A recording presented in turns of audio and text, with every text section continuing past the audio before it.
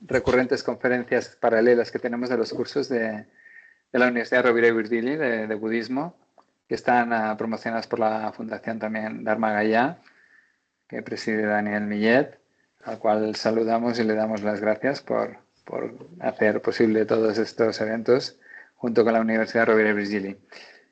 Bueno, hoy os presentamos una conferencia que se llama La práctica del Vajrayana, integrando el Tantra en nuestra vida, ¿vale? Entonces, un poco lo que os quería comentar es que estas conferencias que hacemos, para los que sois nuevos, porque veo muchas caras conocidas ya de otras conferencias, se tratan de complementar un poco los cursos que estamos haciendo en la Universidad Rovira i Virgili. Si podéis apagar los micrófonos, serían... Vale, perdón, es que oía ruidos.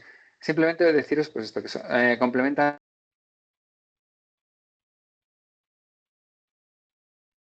Descarto. Alfons, no te se sent ara. Has perdut el... Has cerrado el micrófono, Alfonso. Has cerrado igual el micrófono.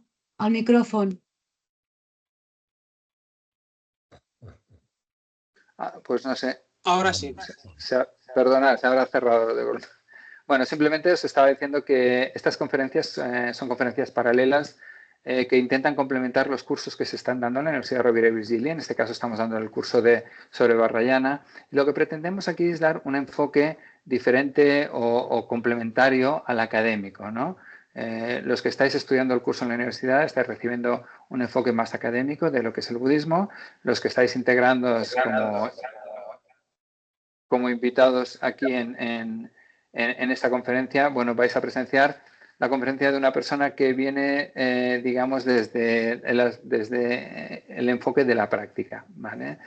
De hecho, el budismo es una enseñanza, la enseñanza del Buda está hecha para ser experimentada, ¿vale? Por supuesto, en el budismo tenemos las tres herramientas, que es escuchar y oír. Primero se escuchan, se oyen las enseñanzas, luego es reflexionar y contemplar, se reflexiona sobre ellas, se contempla sobre ellas, se analizan, se estudian, y luego se medita y se integra esa enseñanza en tu vida diaria, ¿no? Y de integrar un poco es de lo que vamos a hablar hoy aquí, ¿no? Tenemos en el budismo estos dos enfoques, el enfoque del erudito y del yogi. El erudito está más basado en el estudio de todas las enseñanzas, de los sutras, de los tantras, ¿vale? Pero por supuesto también los pone en práctica. Y el yogi está basado más en practicar las enseñanzas, no tanto en estudiarlas, aunque debe estudiarlas para poder practicarlas, ¿vale? Entonces hoy aquí tenemos, podríamos decir, él nos lo dirá o me corregirá si me equivoco, pero tenemos a un yogi, básicamente, ¿no? Os presento a Javier Artime, que es un practicante y un estudiante de budismo de ya hace más de 35 años. Él es un antiguo estudiante y colaborador de la Fundación para la Preservación del Mahayana, que fundó Lama Zopa y Lama Yese. Él conoció el budismo tibetano a muy temprana edad, con unos 22 años. Fue ordenado en Getsul, ingresó en el monasterio de Tampa Chueling, en Suiza. Ahí estudió 3 años. Y más tarde, siguiendo el consejo de su maestro raíz, venerable Kyabje Sopa, Lama Zopa Rinpoche, se trasladó al centro de Nagarjuna de Madrid y allí trabajó durante 9 años como coordinador del programa espiritual y 3 como director del centro de Nagarjuna en Madrid. Por supuesto, es un amante y un practicante del Dharma en cualquiera de sus expresiones y ha recibido enseñanzas de muchísimos maestros diferentes, de escuelas diferentes tibetanas, tanto del budismo Theravada y el Mahayana, y por supuesto dentro del Mahayana el Vajrayana. Y algunos de sus referentes como personas a las que sigue, por supuesto, está su santidad el Dalai Lama, el venerable Kyabje Sopa Rinpoche, que es su maestro directo, Sakya Trizin, Geshe Lobsang Sultrim, Tenzin Wangyal Rinpoche y el venerable Geshe Jampa Gyatso y la increíble maestra Khandro Serigma Kumma Buma, conocida como Khandro La, ¿vale? Que es una maestra, una Dakini autoemergente que se llama, que a lo mejor él tendrá el placer de explicarnosla. Él es un practicante, digamos, con un estilo laico, de alguna forma, por decirlo de alguna manera, y continúa colaborando ocasionalmente con la Fundación para la Preservación del Mahayana en la FPMT en Madrid, ofreciendo seminarios y actualmente, por ejemplo, está ahora mismo haciendo un curso sobre meditación. Así que sin más, digamos, entretenimiento ni más distracción por mi parte, le doy la palabra a Javier Artime para que empiece su conferencia, de la cual estamos ya con ganas de escuchar. Así que si Samantha lo puedes poner en primer plano a él para que podamos verlo, ya perfecto. Gracias. Un saludo, Javier. Saludo. Si me dejé algo, por favor, inclúyelo tú directamente. Está bien, más o menos está bien.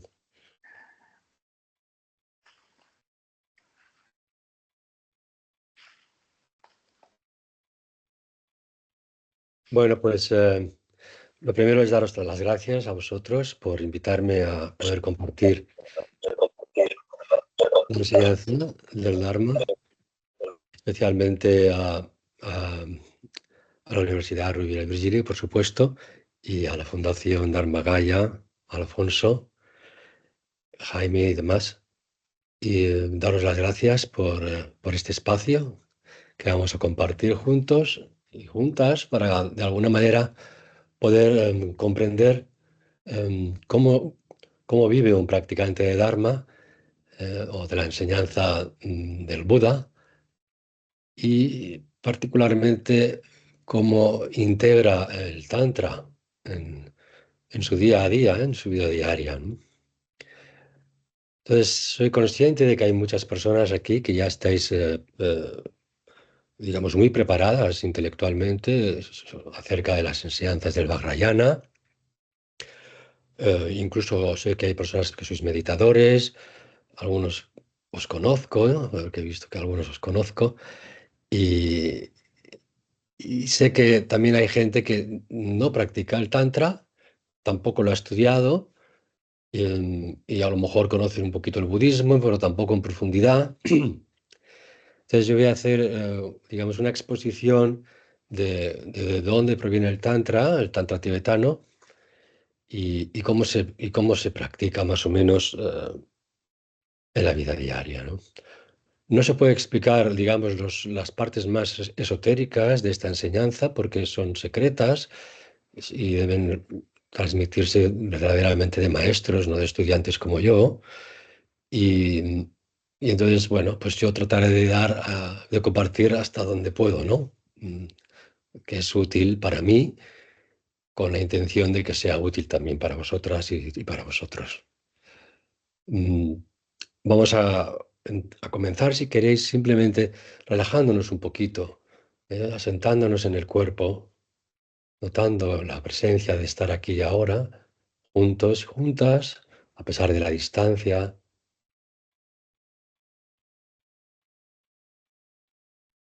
Relajadas en el cuerpo, escuchando el silencio que nos rodea.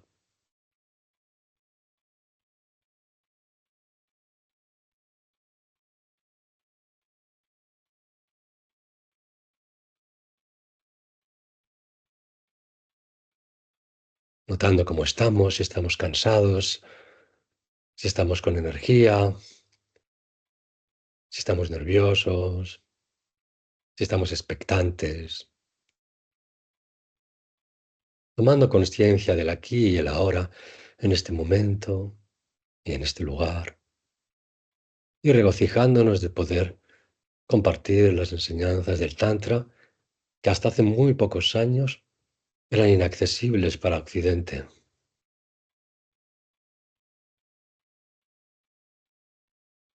Con ese regocijo, con esa fortuna de poder realmente sumergirnos en esta práctica tan profunda y transformadora que es el Tantra. Generamos la intención de poder mejorar nuestras vidas, nuestras mentes, y desde ahí expandir ese bienestar a todos los que nos rodean y a todos los seres en general. Con esa intención voy a escuchar, voy a analizar y voy a practicar las enseñanzas del Vajradhara o el Buda tántrico. generada ya esta motivación, comenzamos poniéndonos en el lugar de dónde proviene el Tantra, ¿no? Entonces el Tantra es una enseñanza que no se sabe realmente cuándo se inició. Se dice que durante siglos y siglos se transmitió oralmente sin escribirla, pero tenemos los primeros textos hace unos 1500 años, más o menos, y es una corriente que influyó en muchos caminos espirituales. Influyó en el hinduismo, influyó en el budismo, influyó en el jainismo. Pero el Tantra en sí no es una religión organizada. Y muchas religiones que ahora sí están organizadas, como el budismo mismo o el hinduismo, bebieron de las enseñanzas que surgieron pues, en el noroeste de la India y que se extendieron por todo el sudeste asiático. Y que llegaron a Occidente más o menos en los años 60. Y ahora pues se han extendido pues, por todo el planeta, ¿no? Las enseñanzas del Tantra. Entonces, como nuestro objeto de estudio es el budismo tántrico en Tíbet, ¿no? O el budismo tibetano, ¿no? Tántrico. Hay pocos países budistas enraizados en el Tantra, ¿no? El Tíbet es uno de ellos, Bután es otro de ellos. Nepal también es el budismo tántrico, allí también está muy extendido. Y Occidente, el resto de los países del budismo tántrico está está bajando, ha bajado. Antes había más y ahora hay menos practicantes tántricos. Entonces, el budismo tántrico en Tíbet fue introducido pues, en el siglo VIII, más o menos, por un maestro indio, Padmasambhava. Ya existía el budismo en el Tíbet, pero no había cuajado mucho debido a la religión anterior, al Bon, que es una religión chamánica, y que tiene incluso algunos aspectos similares al budismo, ¿no? Pero vamos a remitirnos a los orígenes. Los eruditos no se ponen de acuerdo en si Buda, el Buda histórico, Siddhartha Gautama, enseñó el Tantra o no lo enseñó, ¿no? Los seguidores del camino Theravada, por ejemplo, no creen que el Tantra fuera una enseñanza dada por Buda Sakyamuni o el Buda histórico hace unos 2500 años, 2600 años. No creen que el Tantra fuera una enseñanza dada por Buda, sino por discípulos y practicantes más tardíos, siglos después, ¿no? Sin embargo, los propios lamas tibetanos nos comentan que no, que las enseñanzas de Tantra fueron enseñadas por Buda Sakyamuni, a unos pocos discípulos, y que estos pocos discípulos fueron luego extendiéndolo, llegando incluso a las universidades budistas de India, como Nalanda. Entonces no es muy importante si realmente viene de Buda o no viene de Buda. Lo que sí es interesante es que la tradición tibetana tántrica, pues eso lleva unos 1500 años funcionando, generando grandes maestros y maestras, yoginis y yogis realizados, que experimentan pues la verdad o la paz o el dharma, como se le suele llamar también, ¿no? Entonces, para los que no conozcáis el budismo, Buda fue un ser humano, no fue un avatar. Por lo menos él nunca se llamó a sí mismo avatar, aunque para el hinduismo sí es un avatar, es una emanación de Vishnu. Pero para los budistas, Buda no era un avatar, no era un ser divino que nació en la tierra, sino era un ser humano que, bueno, nació en una familia noble, se cree que era un príncipe, y lo voy a resumir muy corriendo. Em, y nació en lo que es ahora Nepal, en Lumbini, antiguamente era Kapilavastu, y era pues, un príncipe, dicen. Ya sabéis que los seres espirituales en la India siempre se adornan un poco, ¿no? La historia se adorna un poco y se mezcla con leyenda. Pero a mí me gusta saber que Buda era un ser humano como nosotros, que nació en una familia noble, en el clan de los Sakyas, y que a cierta edad sintió que no tenía plenitud en su interior, que su familia, que su reino no era feliz y que los seres humanos en general no éramos felices a pesar de buscar la felicidad a toda costa. Entonces, Siddhartha Gautama, cuando tenía 29 años, salió de su palacio y descubrió unas realidades que se le habían ocultado en su reino. Descubrió que existía la enfermedad, la vejez, la muerte. Y también descubrió que existían los santos o los shramanas, que eran renunciantes, gente que renunciaba, digamos, a la vida ordinaria para buscar un significado y una felicidad más profunda y duradera, ¿no? Entonces, cuando él descubrió esto, dejó su reino con 29 años y siguió los caminos propios de la India, el ascetismo. Durante 6 años tuvo varios maestros, 2 principalmente hinduistas, que le enseñaron a practicar el samadhi o la concentración. Luego se entregó a austeridades muy extremas y junto con 5 practicantes más. Y cuando estaba en un estado de casi muerte, ¿no? No tenía fuerzas para mover su cuerpo, muy delgado, desnutrido, se dio cuenta que buscar la felicidad duradera o lo que se conoce como la liberación del sufrimiento o de la falta de plenitud no se conseguía a través del extremo de la mortificación del cuerpo o la mente. Todo esto le vino a él a través de una inspiración, porque mientras meditaba pasó por el río un barquero con 2 músicos y el maestro le contaba al discípulo que para afinar el laúd, si tensaba mucho la cuerda, se rompería, y si la dejaba muy tensa, muy floja, entonces no sonaría bien. Y eso a Buda le inspiró, como que él estaba tensando mucho la cuerda con sus austeridades y no tenía fuerza mental para poder sumergirse en su conciencia y descubrir la verdad. Y también descubrió que las personas que se descuidan a sí mismas y se dejan llevar por los sentidos y van al otro extremo, pues tampoco pueden descubrir o bucear en su interior para encontrar la verdad. Así Buda encontró lo que se conoce como el camino medio, es decir, ni demasiada austeridad ni demasiada negligencia, ¿no? Sino un practicar desde la virtud en el camino medio.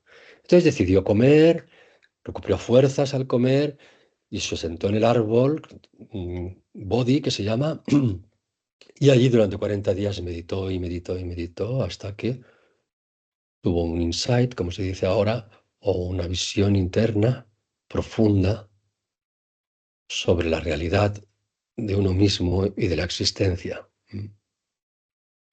Es decir, alcanzó el despertar, la iluminación o la liberación de la propia ignorancia que hay en nuestra mente, ¿no?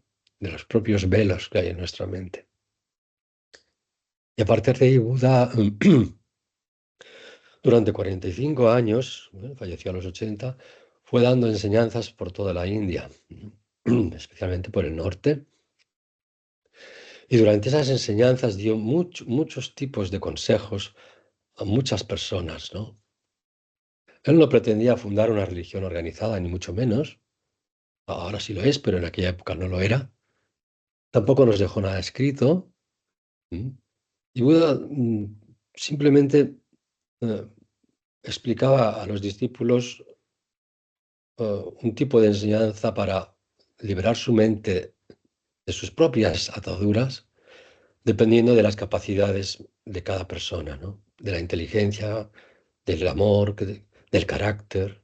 ¿Mm? En el budismo se habla que hay 6 tipos de carácter en los seres humanos. 2 de ellos están basados en el apego, 2 de ellos están basados en el enfado, 2 de ellos en la ofuscación. Entonces Buda veía el carácter de los discípulos y dependiendo de eso, él les enseñaba de una manera u otra. Por ejemplo, si veía a una persona que tenía un carácter devocional, pues le enseñaba una enseñanza a través de la devoción. Si veía que era una persona muy racional, le enseñaba la enseñanza a través del intelecto. Si veía que era una persona con mucho apego a las cosas temporales, le daba un tipo de enseñanza u otro. Es decir, Buda dio muchísimas enseñanzas durante esos 45 años, ¿no? Pero todas esas enseñanzas se pueden resumir en, en 3 ciclos o etapas o formas de mostrar lo que él descubrió, que es simplemente el estado natural del ser, el estado natural de la persona, del yo mismo, y desde ahí el mundo aparece de otra manera, ¿no? Como tal cual es, como dice Yathabhuta, el mundo, el Dharma, la naturaleza. La palabra Dharma, bueno, el sánscrito ya sabéis que es un idioma que, dependiendo del contexto, tiene muchos significados. Cuando hablamos del Dharma, aquí en esta conferencia, me estoy refiriendo a la enseñanza que Buda mostró, ¿no? Y Buda mostró el Dharma, que quiere decir la naturaleza, lo que existe, lo que es. Es decir, Buda no mostró algo sobrenatural, algo que se tuviera que descubrir después de la muerte, sino que mostró nuestra naturaleza, cómo somos, cómo es el ser humano realmente, cómo son las cosas realmente. No está fundamentado en creencias ni fe ciega, ni en dogmas, todo muy pragmático.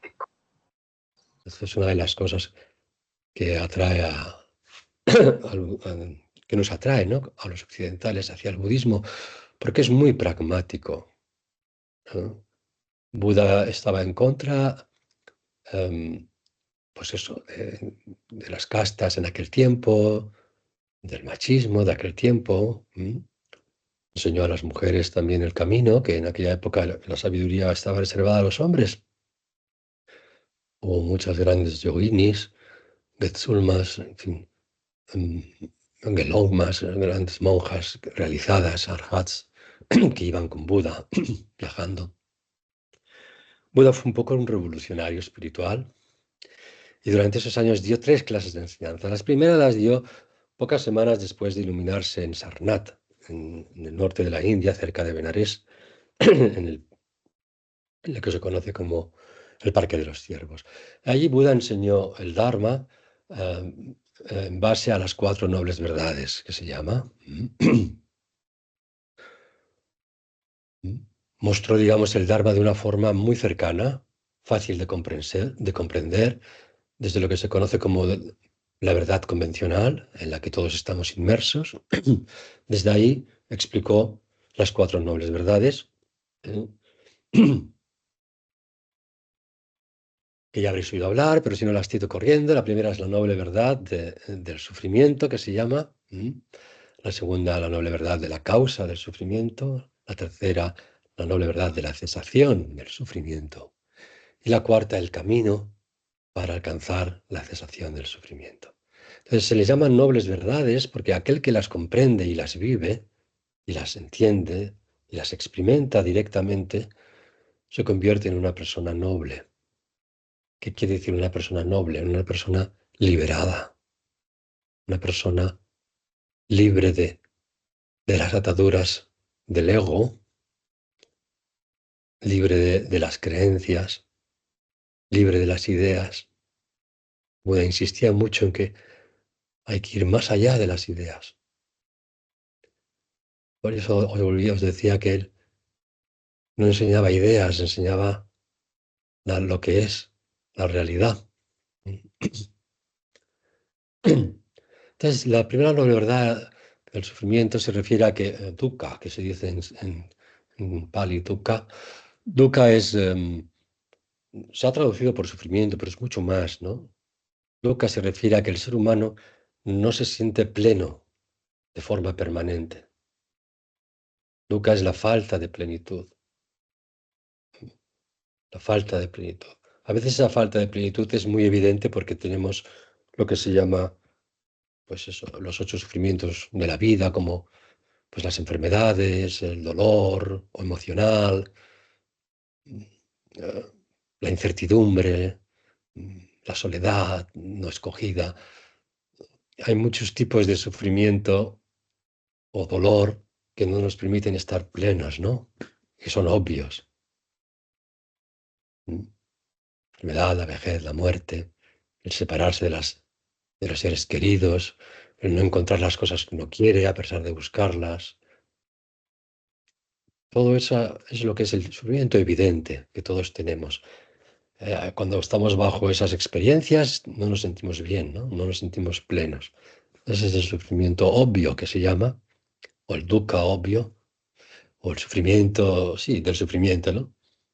Luego está el sufrimiento del cambio, que ese es más sutil, que sí ya necesita de reflexión, de interiorización y de mucha mindfulness y de mucha conciencia en la práctica diaria. Y es que se refiere a que nosotros confundimos lo que es una felicidad temporal o una situación de confort temporal eh, por la plenitud o por la meta última. ¿Mm? Es lo que se denomina el sufrimiento del cambio.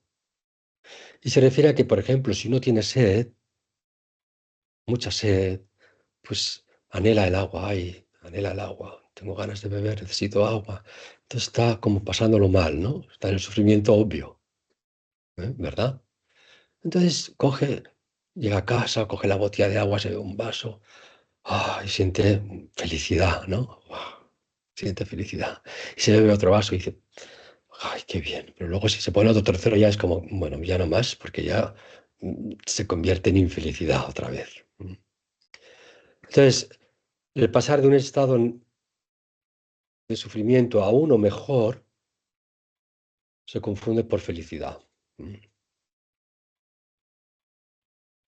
Pero uno está aburrido, no sé, el aburrimiento tiene mucho que ver con la ofuscación de la mente, ¿no? Cuando uno está aburrido, pues se pone una película y se siente mejor, porque ha pasado de un estado de estar mal a otro que se está mejor. Pero cuando ya has visto la película, te pones otro capítulo, otro, y luego ya dices, bueno, ya no más, porque ya se convierte otra vez en sufrimiento, ¿no? Es lo que tiene la felicidad temporal, que si se prolonga mucho, se convierte en sufrimiento, ¿no? Entonces, esa es la primera noble verdad. Y luego, eso hay que reflexionarlo, porque realmente la mayoría de los occidentales y también en Oriente, nuestra meta es conseguir situaciones favorables para mantener siempre una satisfacción temporal. ¿Qué nos apetece hoy para comer? Pues esto, venga, va. ¿Qué nos apetece hoy escuchar de música? Pues voy a escuchar a Beethoven. ¿A quién quiero ver hoy? Voy a ver a este. ¿Qué voy a hacer de ejercicios hoy? Voy a hacer yoga. Mañana voy a hacer pesas. Es decir, estás buscando situaciones en las que mantener más o menos un estado de satisfacción, pero que requiere esfuerzo y que llega un momento en que ya no funciona. Algunas personas no, algunas personas toda la vida están ahí en el sufrimiento del cambio y nunca llegan a experimentar que eh, eso no es la felicidad plena, ¿no? Más bien es todo lo contrario. Es una distracción plena, ¿no? Entonces, yendo más allá, Buda decía que por el mero hecho de tener un cuerpo y unos sentidos y una educación dual, el sufrimiento está asegurado. Es decir, la falta de plenitud está asegurada. Entonces, yo cuando oí las enseñanzas de las 4 nobles verdades pensé, joder, qué pesimista es esto todo, ¿no? Qué historia con el sufrimiento todo el día, para arriba y para abajo. Porque según Buda nosotros no conocemos la verdadera felicidad, solo conocemos la felicidad temporal, que no está mal, mejor que nada, ¿m? Pero no produce plenitud, no produce paz permanente, es transitoria. ¿M?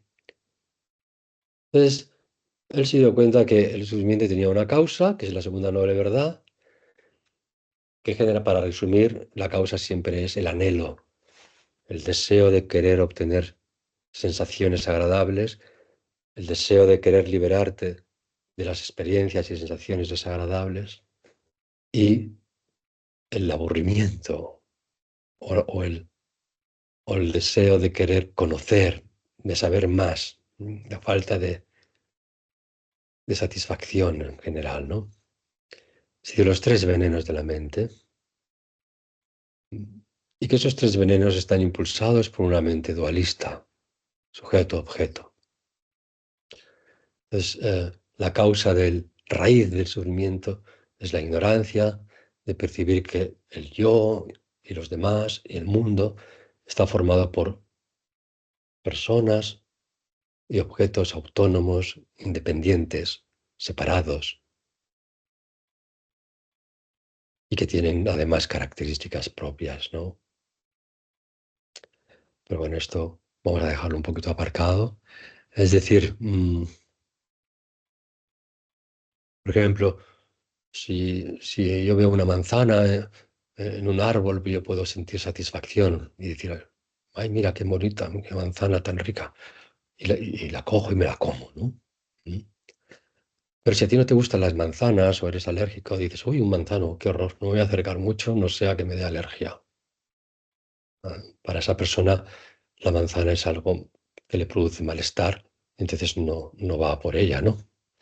Y para pues eso, un camperol, una persona del campo, pues pasa por al lado del manzano y ni lo mira, porque está acostumbrado a ver manzanos, perales y almendros y no le da ninguna importancia a esa manzana, ¿no? Pero a cada uno de nosotros, como vivimos en la dualidad entre sujeto-objeto, pensamos que esa manzana para mí es buena. Y yo creo que ahí fuera hay un objeto que es la manzana, que es bueno, porque me hace sentir bien y por tanto es bueno. Y esa creencia se enraiza en mí cuando encima cojo esa manzana para comérmela y reafirmar que es buena, que ese objeto es bueno porque me hace feliz. Y para mí la manzana es buena, ¿eh? Pero para la persona que tiene alergia a la manzana es mala. Aparece como algo que no quiere ni acercarse. ¿Mm? Entonces, para esa persona, ese mismo objeto es, es un objeto de rechazo. ¿Mm? Y para una persona que pasea por allí y la mira y no le hace ni caso, pues es un objeto a ignorar, ¿no? No le da ninguna importancia. Entonces, el mismo objeto puede aparecer agradable, desagradable o neutro. ¿Mm?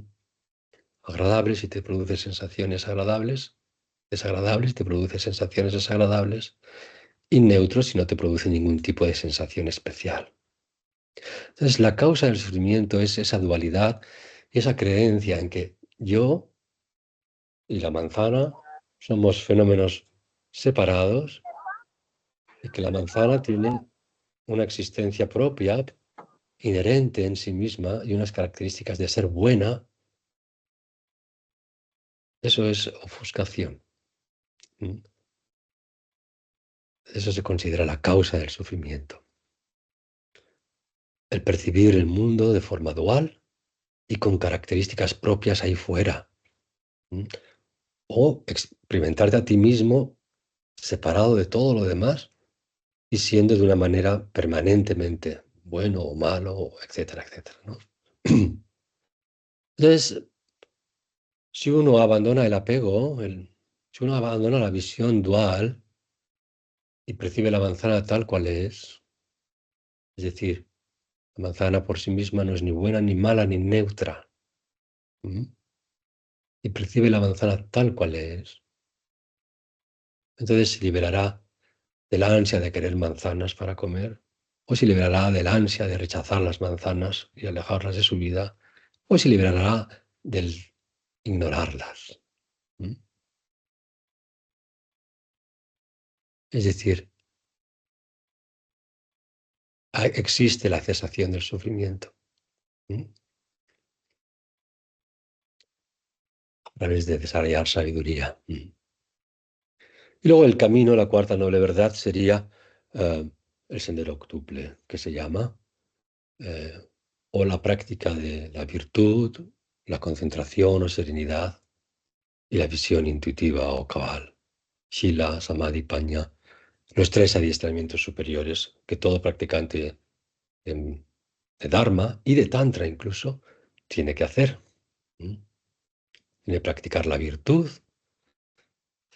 tiene que practicar la serenidad y la concentración de la mente y tiene que practicar el conocimiento profundo de las cosas, tanto fuera como dentro, ¿no?, de uno mismo.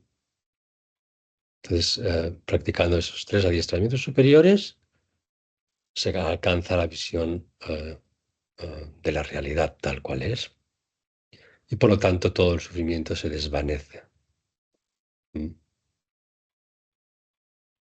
Entonces, esta fue las enseñanzas que Buda enseñó pues en el parque de los ciervos y se extendió por toda la India.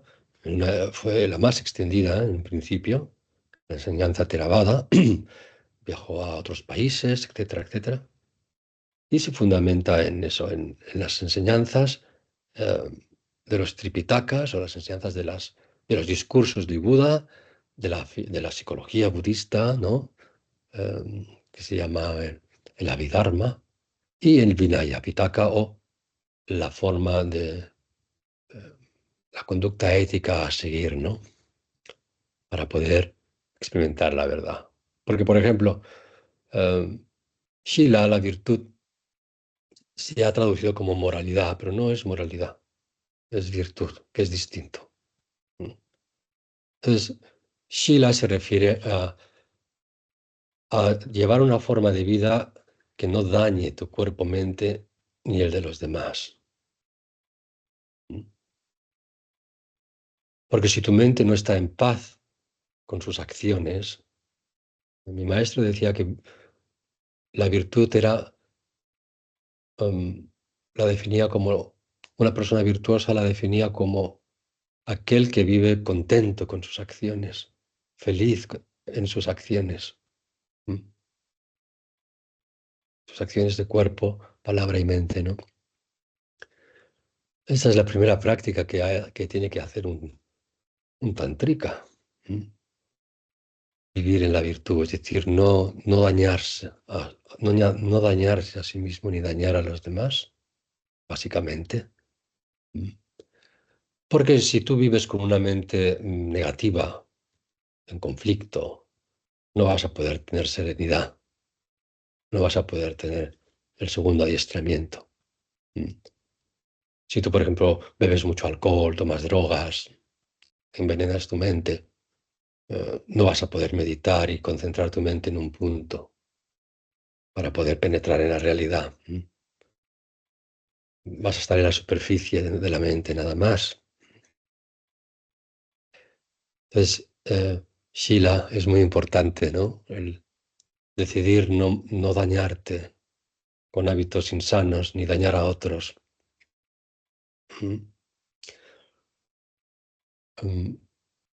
Desde ahí uno tiene calma y desde esa calma uno puede desarrollar aún más calma a través de las prácticas de samatha o concentración en un punto, que serenan mucho la mente, que detienen mucho el pensamiento y permiten que la conciencia pueda percibir claramente el cuerpo, la mente y el entorno con mucha agudeza, ¿no?, que es necesaria, esa visión de yogi que se llama. Sin la visión de yogi es difícil penetrar en el Dharma o en la paz, ¿no?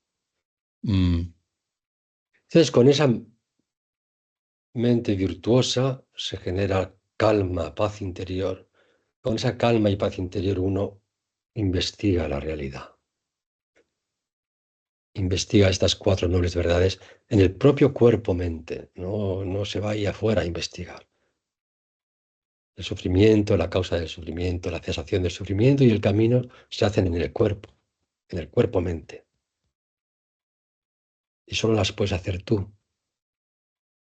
Ningún gurú puede hacerlo por ti. Ningún amuleto te lo puede dar. Ningún lugar de peregrinaje lo hará. Solo tú, con la mente virtuosa y calmada, puedes explorar cómo es este cuerpo. Es la base de tu experiencia, de tu vida. Cómo es esta mente, que es la que te produce felicidad o sufrimiento. Y poder ir, digamos, dejando, abandonando falsas creencias de lo que creías ser hasta llegar a lo que realmente eres, ¿no? Ese es el camino Theravada. ¿Mm? ¿Mm? Y en la práctica diaria es importante hacerlo. Uno cuando se levanta, por ejemplo, siempre tiene una motivación de voy a beneficiar, voy a sacar provecho del día de hoy, voy a desarrollar la virtud, voy a desarrollar la calma, voy a desarrollar la visión para beneficiarme a mí y a los demás, ¿no? Eso es una práctica ya que se hace en el tantrismo. Entonces se dice que las personas que siguen este sendero alcanzan el nirvana o la cesación de la sed, la cesación del ansia, que se refiere a que la mente siempre está insatisfecha. Si os dais cuenta, desde que somos niños, siempre queremos alcanzar algo pensando que cuando lo alcancemos ya está, ya podremos relajarnos. Y no es verdad. Quieres ir a quinto, luego quieres ir a sexto, luego quieres ir a la universidad, luego quieres encontrar una pareja, luego quieres una casa, luego quieres un coche, luego quieres nietos. La mente siempre está proyectándose que en el futuro para alcanzar esa plenitud que buscamos en realidad. El problema es que la buscamos en caminos erróneos, pero la estamos buscando todos y todas. Entonces, ese ansia de querer llegar, de querer conseguir o de querer librarnos para conseguir algo, se detiene con la visión de la realidad.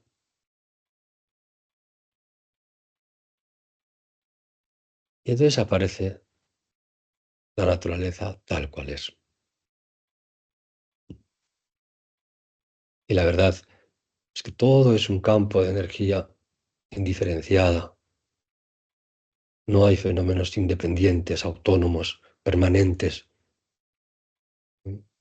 Nosotros creemos que el que está aquí ahora sentado, vosotras, nosotros, es el mismo que esta mañana se levantó y desayunó y que ahora está aquí escuchando, ¿no?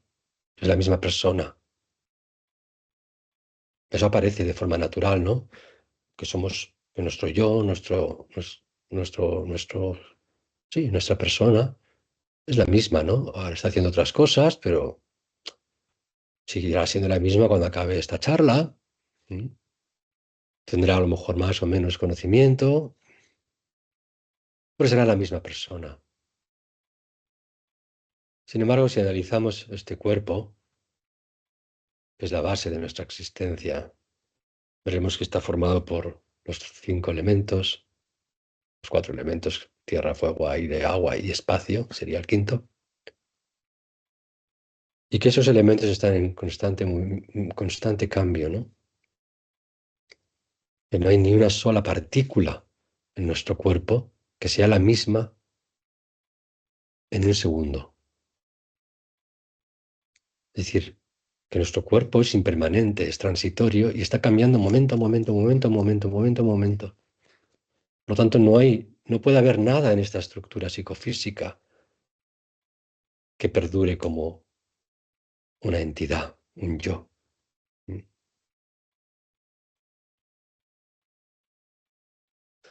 La enseñanza de este primer ciclo habla sobre todo de realizar que todos los fenómenos son impermanentes, todos los fenómenos son insatisfactorios y todos los fenómenos están vacíos de tener una existencia permanente, inherente, autónoma y con características.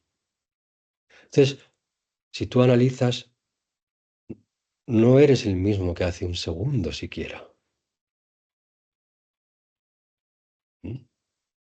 Es como un río, ¿no? El cuerpo es como un río, el cuerpo-mente es como un río. El agua nunca es la misma, en ningún momento. Pero tú todos los días pasas por allí y dices, mira, el río Ter, el río tal, como si el río estuviera allí y fuera el mismo. Nunca es el mismo, ¿no? Nosotros tampoco somos nunca el mismo. No, porque no hay nada en nuestra estructura psicofísica que no cambie. Todo está en constante cambio, por lo tanto no hay nada que puedas decir, este es el yo que se levantó esta mañana y que ahora está aquí escuchando, ¿no? No, no. Eso es una creencia, una idea, según Buda. Entonces, estas tres características de la existencia, anicca o la impermanencia, dukkha, la insatisfacción o la falta de plenitud, vamos a llamarle mejor falta de plenitud, y anatta, el no yo, el no ser, el no alma permanente, autoexistente. ¿Mm? Entonces, cuando se realizan estas tres características que se llama de la existencia, Shila, anicca, dukkha, anatta, cuando eso se experimenta realmente, dices, pues ciertamente no hay ni un átomo de existencia permanente, no hay ni una sola mente que permanezca siempre, ni siquiera el conocimiento permanece. Cuando realizas la impermanencia, cuando realizas también que todas las felicidades de los sentidos pasan, no pueden producir la plenitud, y cuando realizas que no hay una entidad dirigiendo nada, entonces experimentas la cesación del ansia, el nirvana, la paz permanente. Es un poco como Buda hablaba de que estamos en nuestro mundo y que cada persona crea su mundo y se mueve en él, pero está aquí todo nuestro mundo, en nuestra cabeza, ¿no? Ahí fuera hay algo, por supuesto, pero es distinto para todos nosotros. Entonces Buda hablaba de que había que liberarse de las ideas o de las estructuras inventadas y fabuladas por tu mente, ¿no? Y el sendero octuple es la enseñanza raíz del budismo que todas las escuelas tibetanas, digamos, adoptan. Son como ciertas, están traducidas en el Kangyur, en las enseñanzas tibetanas, y son la base para poder practicar el Tantra, ¿no? Ya. Porque Buda habla de 4 tipos de felicidad. En el Tantra se habla de 4 tipos de felicidad. El Tantra es el camino del gozo, ¿no? Entonces, 4 tipos. El Tantrika um, experimenta 4 formas de felicidad y no entra en conflicto con ninguna de ellas. ¿Mm? Entonces, la felicidad de los sentidos es la que conocemos nosotros. Es la felicidad que producen los sabores, los olores, los sonidos, las formas que vemos, ¿no? El tacto, la felicidad que produce las ideas, el que te digan que eres bueno, que eres guapo, que eres buena persona, la felicidad mental que se llama, ¿no? Sería el sexto sentido. Eso es una felicidad transitoria, causal,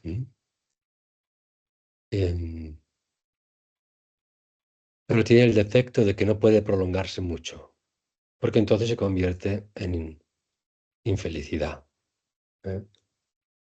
Por ejemplo, si te duele la espalda y le dices tú a alguien, "Ay, me duele las cervicales, dame un masajito", y te da masaje, ¡uf! Experimentas el cambio que se llama, o el sufrimiento del cambio. Es decir, de una condición desagradable pasas a una agradable y dices, ¡ay, qué bien, qué gusto! Esto es felicidad, llegas a decir, ¿no? Pero si el masajista sigue y sigue y sigue, y lleva una hora y tal, ya dices, bueno, ya está bien, ya no me toquen más ya, que no puedo más ya. O sea, se convierte en desagradable. ¿Mm? O si te gusta la paella y dices, qué rica, ay, otro platito, qué rico. otro platito, no sé, venga, va, sí. Luego ya dices, no más que voy a vomitar. Es decir, la felicidad de los sentidos, si se prolonga, se convierte en sufrimiento. ¿Mm? Y luego otra de sus características es que viene y se va, ¿no? Y eso está bien, y esa es una realidad, y no es que esté mal, ¿eh? Y es una felicidad que se puede disfrutar si uno sabe lo que te da y lo que no te da. ¿Mm? La felicidad de los sentidos te da felicidad transitoria, temporal. Y si sabemos eso, que toda la felicidad de los sentidos es temporal, no caeremos en el apego hacia las sensaciones agradables. ¿Mm? Entonces luego está la felicidad del samadhi, perdón. La felicidad que surge del adiestramiento de la mente, del adiestramiento de la concentración en un solo punto. Esa forma de felicidad es desconocida para la gran mayoría de los humanos. Los practicantes de Dharma, los monjes y los laicos que practican samatha, o la práctica de serenar la mente y concentrarla en una sola cosa, sí conocen esta forma de felicidad, que es cuando la mente y el cuerpo se armonizan totalmente y los pensamientos se detienen, solo surgen de vez en cuando y no producen ningún tipo de agitación, hasta que uno va profundizando en esa práctica de serenar la mente y consigue los 8 niveles de concentración que hay. Y entonces experimenta una paz sublime, una felicidad exquisita, que le da 50.000 vueltas a cualquier placer de los sentidos. Y a diferencia del placer de los sentidos, la felicidad del samadhi o de la concentración, de la serenidad de la mente, no cansa, se puede prolongar. Uno se sienta y dice, bueno, vete a trabajar. Yo hubo una época que practicaba mañana, practicaba concentración durante unos años y tiene su peligro también, porque puedes generar apego, ¿eh? Porque claro, se está tan bien en la paz mental que uno no quiere salir de ahí, ¿no? Y yo he conocido gente que incluso ha tenido cierta experiencia en retiro y que cuando acaba el retiro me dicen, Javier, yo voy a dejarlo todo, yo me voy a ir a la montaña, voy a seguir meditando, quiero conseguir el samadhi, quiero conseguir... Y digo, bueno, tú espérate que pasen un par de meses y no hagas nada, porque la serenidad de la mente no cansa, pero también es impermanente. Cuando dejas de hacer ese ejercicio, los sentidos vuelven a emerger, las conciencias de los sentidos vuelven a tener fuerza y otra vez te lías en la felicidad transitoria de los sentidos. Es decir, no purifica totalmente la conciencia, o no libera, mejor dicho. La palabra purificar no me gusta mucho. No libera a la mente de su confusión realmente. Es como un sucedáneo de lo que significa la verdadera liberación. Pero ya es un pequeño taste, ¿no? De una paz profunda y una felicidad profunda. Es lo que Santa Teresa llamaba beatitud. Es una felicidad sin excitación. La de los sentidos tiene excitación. Es como, me encanta o no me encanta. La felicidad del samadhi es sin excitación. No hay apego, no hay aversión y no hay ofuscación.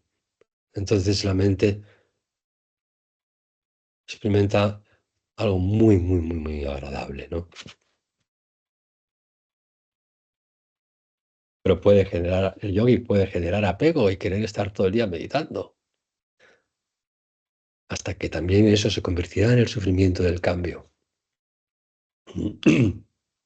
Se dará cuenta de que solo te saca de un malestar, de una agitación de tu cabeza y de tus emociones y te coloca en la paz interior. Pero luego, cuando vuelves a mover tu cuerpo y tu mente, pues otra vez se activa la confusión si no trabajas la sabiduría, ¿no? Entonces, Esa es la segunda clase de felicidad que conocen los yogis y las yoginis, que es muy interesante de cultivar. Es una pena que tanta gente se muera sin experimentar la felicidad de la serenidad. Algunas personas practican serenidad contemplando un paisaje, ¿eh? O sentados en una roca viendo el mar. O sea, ciertos niveles de serenidad se generan también en la vida cotidiana, que son momentos especiales, ¿no? Pero aquí estamos hablando del samadhi, que es la capacidad de concentrar la mente en una sola cosa y descansar.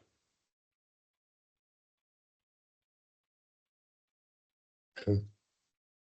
Cuando estás en ese estado, los dolores físicos no pueden aparecer, aunque te peguen.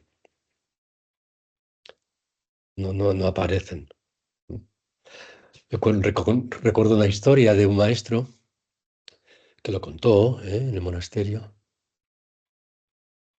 Durante la invasión de China al Tíbet, detuvieron a muchísimos monjes y los torturaban a diario o semanalmente, depende, ¿no? Entonces había un monje que era un gran yogi, tenía muchísima capacidad de concentrar la mente en una sola cosa. Entonces, cuando veía que lo venían a buscar para pegarle, para maltratarle, él ya entraba en samadhi, entraba en concentración. Entonces lo agarraban, le pegaban, le hacían, le deshacían y él no sentía nada. Y luego lo dejaban ahí otra vez en la celda, los otros monjes lo cuidaban, le cuidaban las heridas. Entonces él, cuando salía del samadhi, decía, qué dolor, otra vez al samadhi, para curar hasta que se curaba. Entonces él hacía esa práctica, ¿no? O otra historia también es de un lama que estaba meditando en una cueva y tenía muchos discípulos que le hacían ofrecimientos, ¿no? Le ofrecían cosas de valor. Los tibetanos ofrecen lo mejor que pueden a sus maestros, ¿no? Le ofrecían cosas de oro, cosas de plata, como piedras, en fin, cosas que ellos consideran valiosas, ¿no? Pero claro, el lama no tiene ningún apego a todo eso, lo tenía allí al lado en su cueva, pero su asistente, que era un joven monje, empezó a generar codicia, ¿no? Diciendo, si tuviera yo todo esto que tiene este hombre, ya podría vivir como un rico y sin trabajar. Yo y mi familia entera. Entonces ese sentimiento de codicia fue aumentando hasta tal punto que un día, mientras su maestro estaba meditando, lo apuñaló. Lo apuñaló varias veces con un cuchillo. ¿Mm? Entonces cogió toda la mercancía, todos los objetos, todas las ofrendas y se fue. Entonces llegaron a visitar al maestro a otros discípulos y vieron que el maestro estaba meditando y tenía heridas, ¿no? Y que habían robado todo, ¿no? Entonces despertaron al maestro y el maestro, por supuesto, se había dado cuenta de todo, ¿no? Y les dijo, sí, se ha llevado todo y tal y cual. Entonces dijeron, vamos a ir a por él y le vamos a dar una paliza, en fin. Las leyes tibetanas eran bastante crueles en la antigüedad. Y le vamos a echar del Tíbet y no sé qué. Y él dijo, no, dejarle, que disfrute de los placeres transitorios, no pasa nada. ¿Mm? Dice, y dejadme a mí también, que estando así despierto me duelen mucho las puñaladas que me han pegado, ¿no? Entonces él entraba en samadhi para curar sus heridas sin dolor. Es decir, cuando la mente está concentrada en un solo punto, no puede surgir el dolor temporal. Es como que está la mente protegida. ¿Mm? Luego la tercera felicidad, que también conocen unos pocos nada más, es la felicidad del amor incondicional. Algunas escuelas de psicología no creen en esto, que exista el amor incondicional. Pero el amor incondicional produce una felicidad incluso superior a la del samadhi. Es la felicidad que cultiva el bodhisattva, que ya hablaremos de lo que es eso en la segunda parte. Es decir, es la felicidad de vivir unido a los demás, de no diferenciar entre tu felicidad y la de los demás. como una madre hace con sus hijos, bueno, una madre buena, porque hay madres que, en fin, tienen mucho que desear, pero un arquetipo de la madre, una madre bondadosa con sus hijos, o cuando estás enamorado de alguien, que la felicidad de esa persona es tu felicidad, no hay diferencia. Que la felicidad de tus animales es tu felicidad, de tu mascota, es tu felicidad. El amor incondicional, ¿no? Cuando tus plantas crecen, su felicidad es tu felicidad, no hay diferencia. Ese amor es más perfecto todavía, o más cercano a nuestra naturaleza fundamental que la felicidad del samadhi o la felicidad de los sentidos. Por eso cuando uno está en el amor, cuando estás enamorado, por ejemplo, y amas mucho a una persona, no tienes miedo a nada, ¿no? De ahí el refrán, contigo pan y cebolla, si hace falta. Porque el amor te da tal plenitud que te quita miles de miedos, ¿no? Entonces, el practicante del Bodhisattva practica el amor no solo a los demás, sino el amor a la vida, desde las pequeñas cosas, y la va aumentando. Amas incluso a objetos, amas personas y vas extendiendo hasta que consigues amar todo. Eso es lo que hace el Bodhisattva. Yo no lo hago, ya me gustaría. Yo esa felicidad la tengo poco desarrollada, pero es muy importante, ¿no? En el budismo cultivar la felicidad del amor incondicional. Y esta tampoco cansa, es como el samadhi, tampoco cansa. Pero necesita de otras personas, de otros objetos a los que amar, ¿no? Otros objetos a los que unirse. Mm. Mm.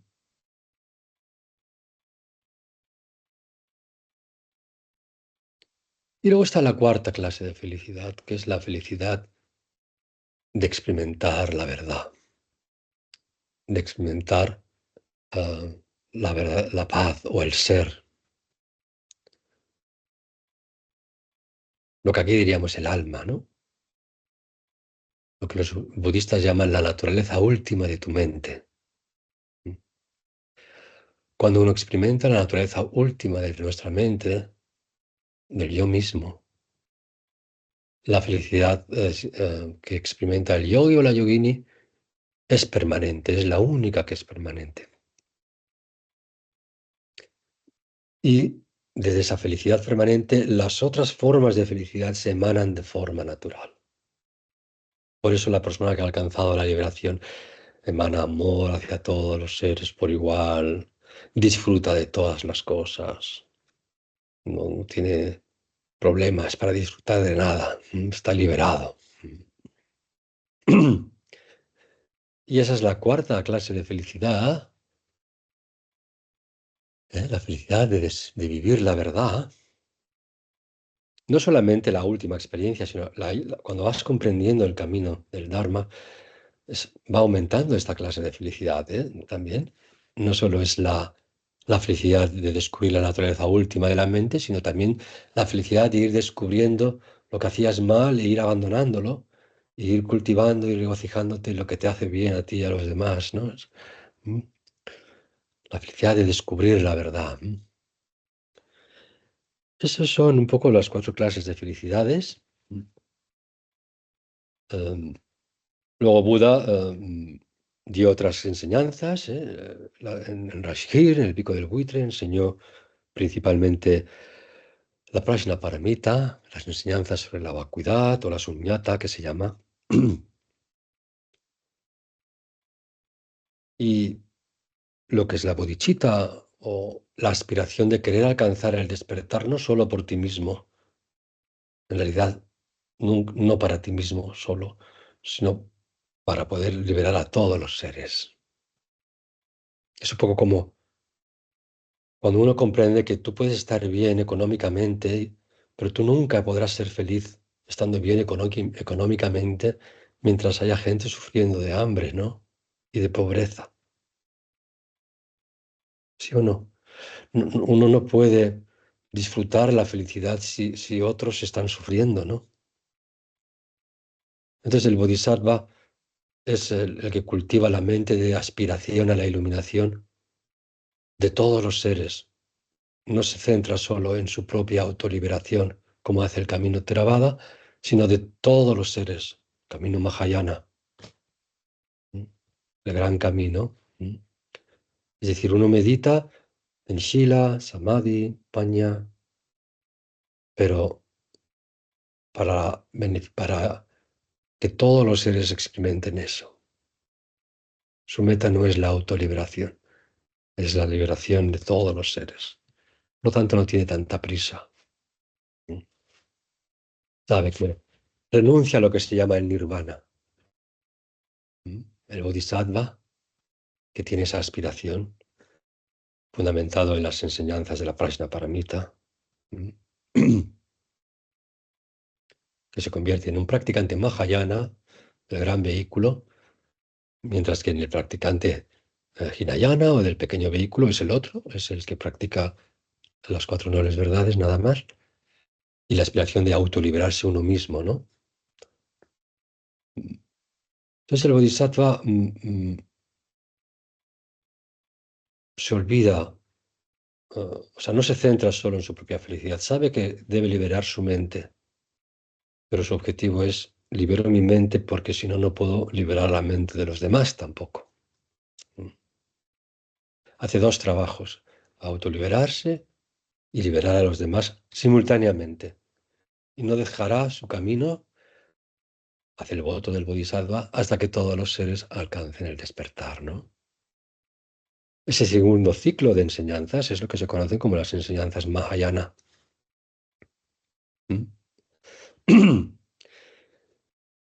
Y dentro de las enseñanzas Mahayana, Buda dio otra forma, otro ciclo de enseñanzas en Savatthi, está en Uttar Pradesh, el tercer giro de la rueda del Dharma, que se llama, donde él explicó allí la naturaleza última de la mente, o la naturaleza búdica, que se llama, el Tathagata Garbha, la semilla iluminada, que ya está presente en todos los seres.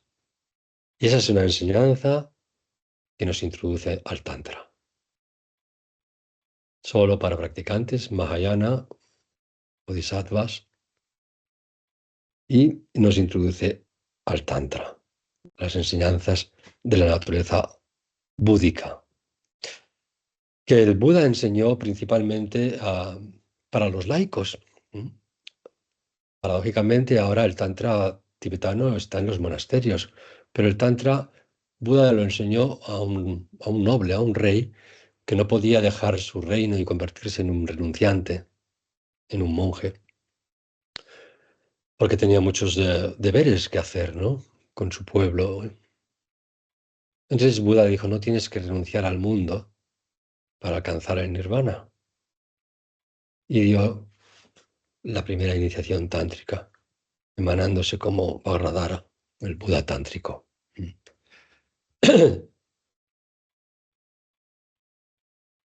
Entonces, para hacer un pequeño break, antes del break, podemos decir que las enseñanzas de Buda se dividen en los sutras y en los tantras.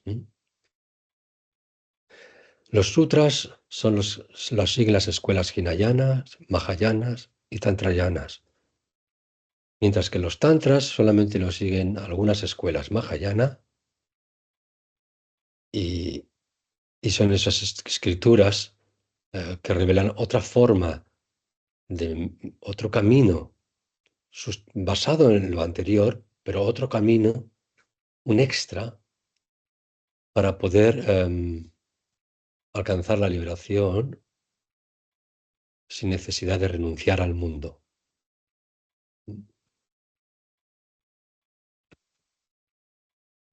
En el Tantra indio, que es el origen, se habla de la visión Mayavada y la visión Shaktivada. La visión Mayavada es como que toda la existencia es como una ilusión que crea tu mente. Maya, la ilusión.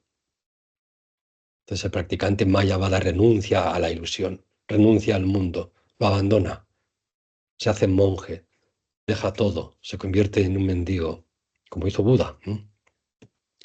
Porque en aquella época es lo que se hacía allí en India, ¿no? Mayavada considera que hay cosas puras y cosas impuras. Entonces hay que abandonar lo impuro, hay que abandonar lo ilusorio, hay que abandonar el sueño y hay que alcanzar la verdad que está más allá de este mundo. Mayavada. Y Shaktivada es que la realidad es una expresión de la energía de la consciencia. La consciencia manifiesta el universo, manifiesta el mundo externo e interno, la propia consciencia, que no es una consciencia individual, sino consciencia en mayúscula, una gran consciencia, manifiesta todo lo que existe. Por lo tanto, el mundo es esencialmente puro, es esencialmente la manifestación de la consciencia pura. Eso es el Shaktivada. Entonces, el camino del Shaktivada no ve lo puro y lo impuro, lo ilusorio, lo no ilusorio. Ve en todo la expresión de la pureza y aprovecha todo para el despertar. Se convierte en un Vairava, en un héroe, en una persona que, en lugar de protegerse de cosas como por ejemplo los sabores muy agradables, con la base del Bodhisattva y la base Theravada, puede, digamos, entra en lo que se considera venenoso, en lo que se considera un obstáculo para el despertar y transforma el camino, transforma ese obstáculo en el camino al despertar, ¿no? Es decir, no elige el camino de la purificación, abandonar el mundo y purificar la mente, solo, sino que elige el camino de la transformación, que es el Tantra. Y ahora entraremos ahí, ¿vale? Vamos a hacer un pequeño break de 10 minutitos. Ahora son las 5:12. Pues eso, a las 22. A las 5:22 volvemos, ¿vale? Muchas gracias. Gracias. Perfecto.